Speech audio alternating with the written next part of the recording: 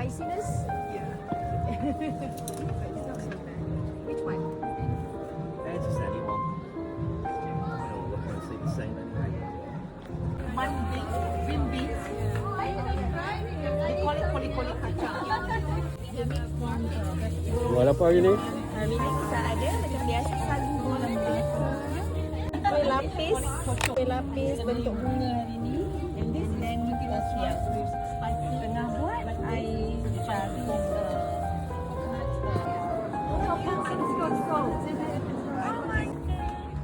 Assalamualaikum, Abang Nik. Jual apa hari ni? Nasi kawuk, nasi kelabu. Sikit nasi kelabu so, nasi kawuk so. Kawuk. Siapa ada ni? Ini kawuk.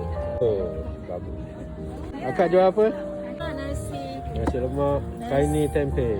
Nasi lemak, nasi tomato, kari pap. Hari ni kita ada apa? Pisang goreng, plantain. Pisang goreng? Plantain. Pisang goreng. Oh, plantain. Ingat pisang goreng Kelantan ada. Saya dah tua ah. Ada pisang goreng Kelantan. Plantain. Sambal kicap ah. Tak ada hari ni. Tak ada. Ya. Kentang ayam, kari pap kentang vegetarian. Ini kari pap sardin dengan Sardin. kentang. Ini dia. Oh, Signature. 10 pound ya? Ha. Satu pack 10 pound.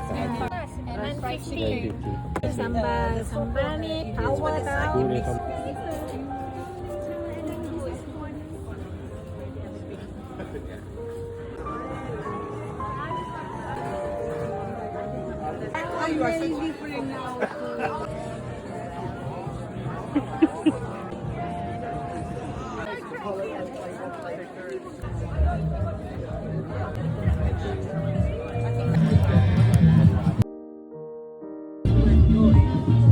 Air apa ni?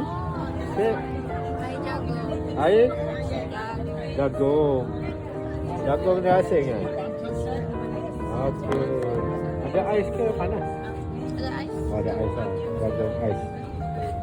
Air jagung creamy.